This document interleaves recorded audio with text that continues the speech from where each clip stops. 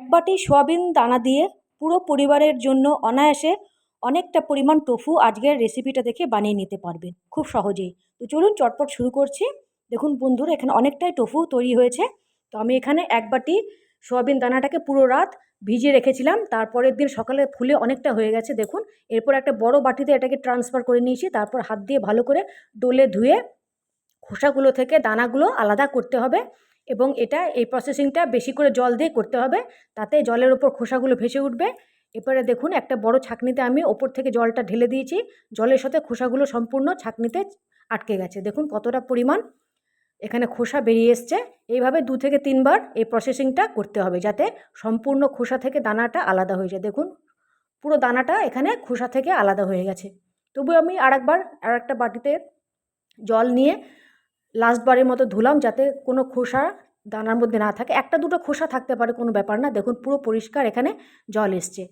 এরপর একটা মিক্সিং জারে অল্প পরিমাণ করে সয়াবিন দানাগুলো দিয়ে অল্প করে জল দিয়ে পুরো একটা ফাইন পেস্ট বানিয়ে নিতে হবে। আমি এখানে অল্প অল্প করে সয়াবিন দানাগুলো মিক্সিং জারে দিয়ে ফাইন পেস্ট বানিয়ে নিয়েছি। দেখুন বানানো হয়ে গেছে ফাইন পেস্ট। দেখুন বন্ধুরা, একটুও যেন দানা এখানে না থাকে, পুরো স্মুথলি যেন এই পেস্টটা তৈরি হয়। এইভাবে প্রসেসিং করে বাকি সয়াবিন দানাটাও এইভাবে পেস্ট বানাতে হবে। আমি পুরোটা বানিয়ে নিয়েছি এবং একটা মিক্সিং বলে এটাকে পুরো ঢেলে নিয়েছি। আর মিক্সিং জারে আরও একটু জল দিয়ে জারটাকে ভালো করে ঝাঁকিয়ে বাকি জলটাও সেই বাকি জলটাও এই বাটিটার মধ্যে ঢেলে দিয়েছি, মানে যেখানে সোয়াবিনের পেস্টটা রয়েছে। এরপর বেশ খানিকটা জল আরও দিয়ে ওটাকে অ্যাড করে ভালো করে মিক্সিং জারে দিয়ে ওই জলটাই এখানে দিতে হবে। বন্ধুরা, এখানে অনেকটাই জল লাগবে, ভালো করে এটাকে গুলে নিতে হবে। দেখুন এখনও অনেক গাঢ় রয়েছে, এর মধ্যে আরও জল দিয়ে, জল কিন্তু এখানে পরিষ্কার জল দিতে হবে, খাবার জল। ভালো করে এখানে গুলে নিতে হবে, যাতে আমরা যখন দুধের পনির বানাই সে দুধের কনসিস্টেন্সি যেমন থাকে ওরকম। দেখুন এখানে এখনও গাঢ় আছে, চামচের পেছনটাতে এখনও ওগুলো লেগে আছে, দুধটা লেগে আছে। তো এখানে এইভাবে এখন একটা বাটিতে একটা বড় ছাঁকনি নিয়ে ওর মধ্যে একটা পরিষ্কার কাপড় নিয়ে, সুতির কাপড় নিয়ে ওপর থেকে অল্প অল্প করে ঢেলে যতটা পরিমাণ ছাঁকনিতে আটবে ততটা পরিমাণ দিয়ে একটা চামচ দিয়ে বা কোনো কিছু স্প্যাচুলা দিয়ে আস্তে আস্তে করে নাড়তে হবে। দেখুন বন্ধুরা, আপনারা সাইড দিয়ে দেখতে পাচ্ছেন কড়াইয়ের নিচে সোয়াবিনের দুধগুলো সব বেরিয়েছে আর উপরে এই কাতটা বেরিয়েছে। এই কাতটা কিন্তু কোনো প্রোটিন থেকে এটা কম নয়, এখানেও প্রচুর পরিমাণে প্রোটিন আছে। তো এরকম একই প্রসেসে এই দুধগুলো থেকে এরকম করে জল গুলে এভাবে বার করতে হবে। আর এইভাবে কাতটা আলাদা করে রেখে আবার অন্য বাটিতে দিয়ে আরও জল দিয়ে এটাকে ভালো করে হাতে করে গুলে এইভাবে আবার ছাঁকনিতে ছেঁকে এইভাবে দুধটা যতটা পরিমাণ হবে সম্ভব ততটা পরিমাণ দুধ এভাবে চেপে চেপে বার করতে হবে।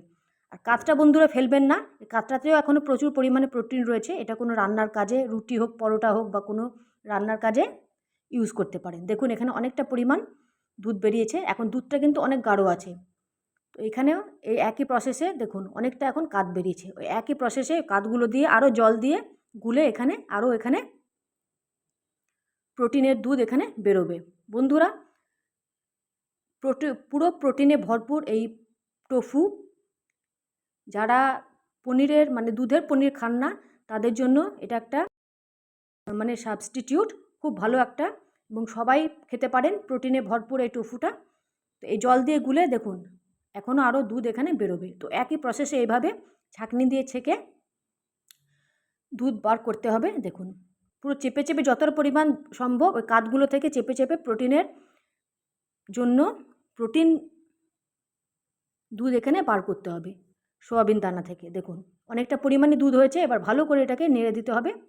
এবং ভালো করে নাড়ার পর একটা গ্যাস এখানে আমি জ্বালিয়ে দিয়েছি, গ্যাসের ফ্লেম অন করে দিয়েছি, ওর মধ্যে পুরো দুধের কড়াইটা চাপিয়ে দিয়েছি। এখানে মনে হয় যে পুরো 2.5 থেকে 3 কিলো দুধ হবে। খুব ভালো করে এখানে সমানে ফোটাতে হবে যাতে তলাতে লেগে না যায়। দেখুন বন্ধুরা, ফুটে ফুটে এটা অনেকটাই কম হয়ে গেছে। এবার এর মধ্যে একটা বাটিতে কিছুটা পরিমাণ জল নিয়ে নিয়েছি, ওর মধ্যে ভিনিগার, যতটা পরিমাণ জল ততটা পরিমাণ ভিনিগার দিয়ে ভালো করে গুলে গ্যাসের ফ্লেম অফ করে এখানে অল্প অল্প করে, যেমন আমরা দুধের পনির ফাটাই সেইভাবে, ছানা ফাটাই সেভাবে ছানা এখানে ফাটাতে হবে। এখানে অনায়াসে খুব সুন্দরভাবে ছানা এখানে তৈরি হয়ে যাবে। দুধে যেমন ছানা ফাটানো হয় সেরকম। দেখুন বন্ধুরা, হতে পারে একটু কম বেশি এখানে কম বেশি ভিনিগার এখানে লাগতে পারে।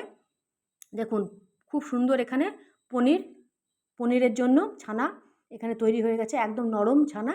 তো এটাকে ভালো করে জল দিয়ে ধুয়ে একটা কাপড়ের মধ্যে সেই একইভাবে ছাঁকনির ওপর দিয়ে একটা পরিষ্কার কাপড় দিয়ে এভাবে ছানাটাকে অল্প অল্প করে ছেঁকে নিতে হবে। এখানে বন্ধুরা অনেক গরম আছে,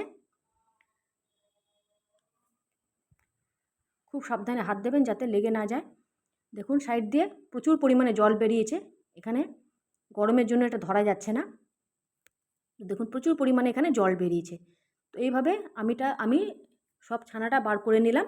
এবার একটা বড় থালার মধ্যে একটা ছোট প্লেট উল্টে ওর ওপর দিয়ে পনিরের যে পোটলাটা আছে, ছানার পোটলাটাকে হাত দিয়ে একটুখানি চেপে বাকি জলটা বার করে ওটা ফেলে দিলাম। তারপরে ছানাটাকে থালাটার উপর রেখে উপর দিয়ে যেমনভাবে আপনারা রাখেন ছানা মানে তৈরি করেন, সেই ছানা তৈরি করে ওপর দিয়ে ভাত দিয়ে একটা এখানে সুন্দর একটা পনির তৈরি হয়ে যাবে। দেখুন একটা সুন্দর পনির তৈরি হয়ে গেছে। দেখুন বন্ধুরা, যদি আমার ভিডিওকে পছন্দ হয় তাহলে লাইক, শেয়ার এবং সাবস্ক্রাইব করবেন।